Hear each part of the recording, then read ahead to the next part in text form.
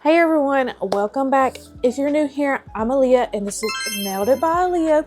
Of course, today we are going to be doing a fill-in. If you did not see my last video, this is Gel X kind of off-brand tips. I used Amazon brand and they have lasted me like 2.5 weeks. Pretty good regrowth.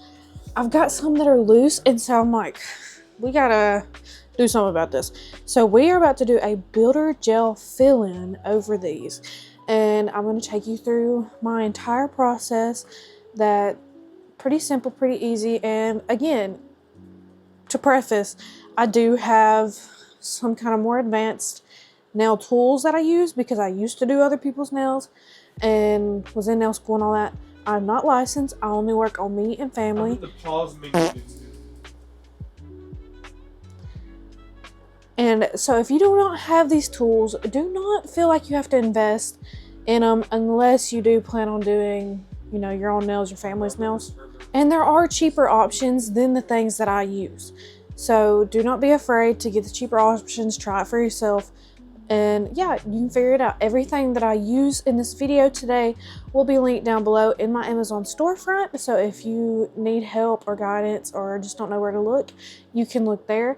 I will also put in a cheaper options for my girlies who are just working on themselves but don't want to break the bank. You know what I'm saying? So let's get into it. To start, we are going to go over the things that you'll need to do this refill. You'll need a nail drill.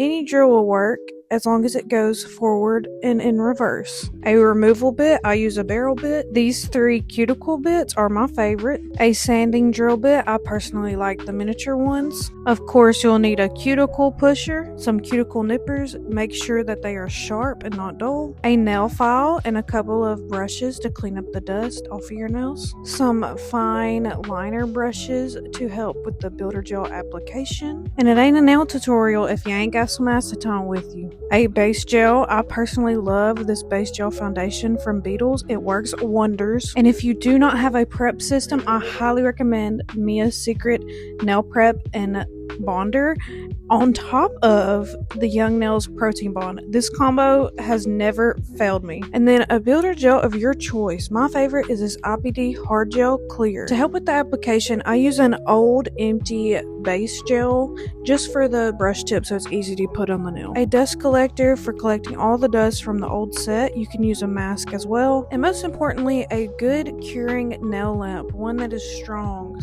And make sure it's got the 60-second setting as well. Go ahead and grab your removal bit, and remember, when the drill is in your right hand, we will have it in forward. I like to keep it at a speed about 25, but you can keep it as fast or as slow as you like. Before we start removing the bulk of the product, I like to just kind of buff out the top coat off. It'll help get all of that polish off smoothly and evenly. Next, we'll be dragging the bit kind of towards us to help remove that polish. And be very careful not to hold the drill in one spot or you will feel a heat spike. So just try to keep it moving as you remove the polish to the best of your abilities. As you are dragging the drill bit towards you, be careful not to catch your cuticles as you go. Instead, lightly go around your cuticle area like you see me doing, and you can kind of feather back and forth to get that polish off. Here's a side look. I do try to make sure the tips are thinned out pretty well for the builder gel to sit on top. Now that we're all finished with our left hand, we're going to begin working on our right hand. So the drill will be in your left hand as we file off the polish on the right hand. We will have the drill setting in reverse, because remember, anytime the drill is in your left hand, you do the opposite of what you would do while the drill is in your right hand. Same thing, I like to use 25 speed. Of course, you can use a slower speed as you're working on this side of your hand, because it is very complicated and hard when you're not used to it.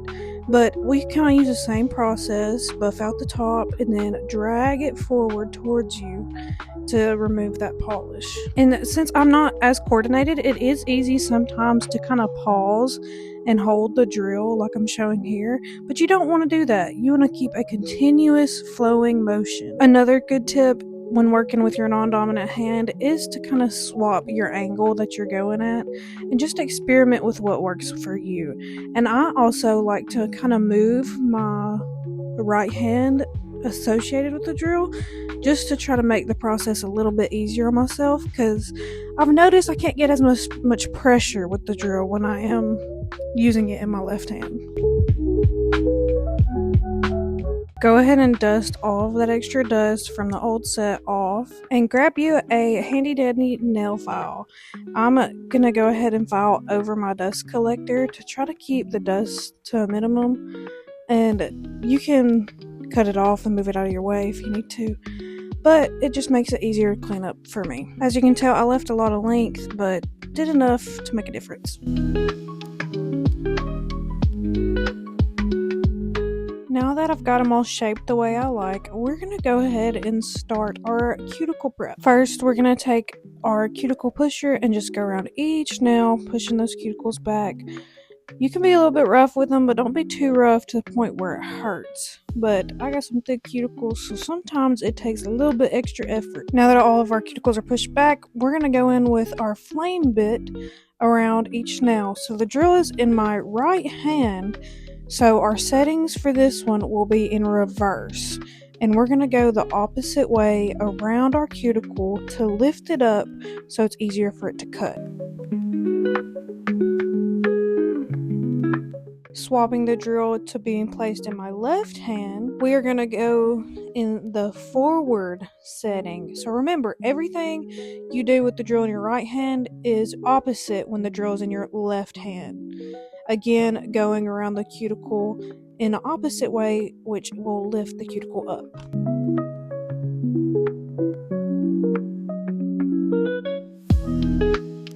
And we will do the same settings on the drill for the next 2 cuticle bits around all of the nails. The most important thing is remember that we are working in reverse when the drill is in our right hand and forward when the drill is in our left hand. So just continue with both of those bits to lift those cuticles up, and now we are ready to cut them. Before we cut, I always like to dust off all the extra dust so I can see what I'm doing. Go ahead and grab your sharp pair of cuticle nippers, because if they're dull, you risk bleeding. And we're going to start from one side and just kind of do little trims here and there and go to the other. The goal is to get your cuticle off in one piece because it prevents that straggly look and makes your cuticles just look nice and crisp. One thing to note is if you do have any lifting where it kind of looks white underneath the nail and it's not adhered to it, you can take your nippers and very carefully just kind of pick off the parts that aren't on your nail fully. And I've got some all over my nails, so I will be doing that. And then you can take your drill to kind of buff it out. Now, my middle finger is halfway lifted, but the other half is still on, and I really want to retain my length. So I'm being very careful to make sure to get all the pieces that are lifted, and I will fill in the rest with builder gel. And once you're done with your first hand, go ahead and do the same on the other hand. This is where we trust the process that all will get figured out, and we take our buffer and buff that tip and your natural nail so everything will stick to it. For the remainder of this video, we will be working in forward when the drill is in our right hand and reverse when the drill is in our left hand.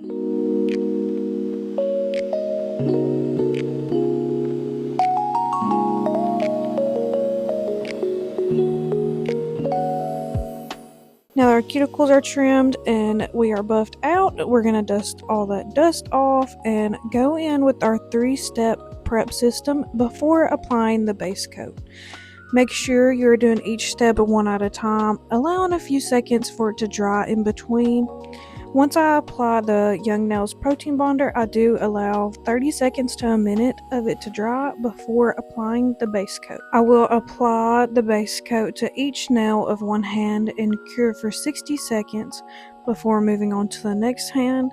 And the reason I go ahead and apply the base coat on both hands is because I want that prep to stay sealed in, and you can wipe any fuzzies or anything that get off with acetone, and there will still be plenty of base coat on there left over to protect your nail for the builder gel to be set on top. go ahead and grab a liner brush and an old base coat or old nail polish brush to help apply the builder gel. Since my builder gel comes in a pot, that is why I use an old nail brush to help plop it on there. Before we put a big bead on there, I like to take a thin bead and just spread out a thin layer of builder gel as a slip layer.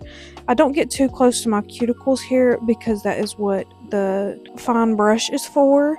And I do 2 nails at a time, so you'll see me go back and forth.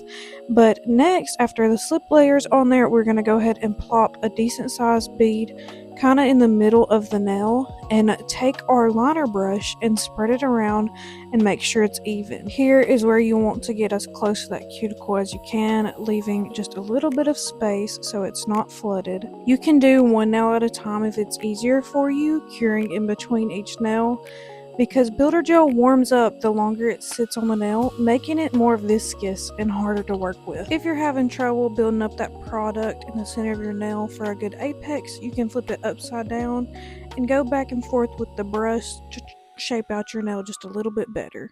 And once you're satisfied, you can stick it into cure for 60 seconds. And most builder gels do cause a heat spike. All I do is take it out, fan it out, wait till it goes away completely, and stick it back in there. Now I'm going to go ahead and finish off these on my hands and we'll be back to file and shape. I went ahead and completed the other hand off camera. I just had to take my extra time with it. But before we file them, we need to wipe these down with acetone because there is a tacky layer still on them. My favorite thing about builder gel is even if you make them too thick or have bumps in them, you can file them so easy compared to acrylic, and it covers up a lot of mistakes. So I always do this and it just makes my nails come out so nice and clean. Make sure you're not holding the drill down too heavy. This should be like a light file. We don't want to get rid of all the product we just put on there. We're just trying to shape her up so she's pretty. Once they're pretty how I like it, I do refine the shape before I go in and paint. One big thing is making sure all of that dust is off before you paint, and I did decide to paint my hands off camera, so let's see what the final product is. Okay, in the final nail reveal, yeah, we just did simple black. I was gonna do like some lightning on them, but your girl's tired. It is currently 1:05 in the morning. And yeah. So thank you for watching. If you would like to see more tutorials or have any questions or have any ideas, just let me know. But this was how to do a builder gel fill-in over Gel X, and I hope that, maybe you learned something. Maybe you can do your own nails at home and save that money. Yes, that's the whole point around here. We saving that money. But I hope to see y'all guys in the next one. Have a good one.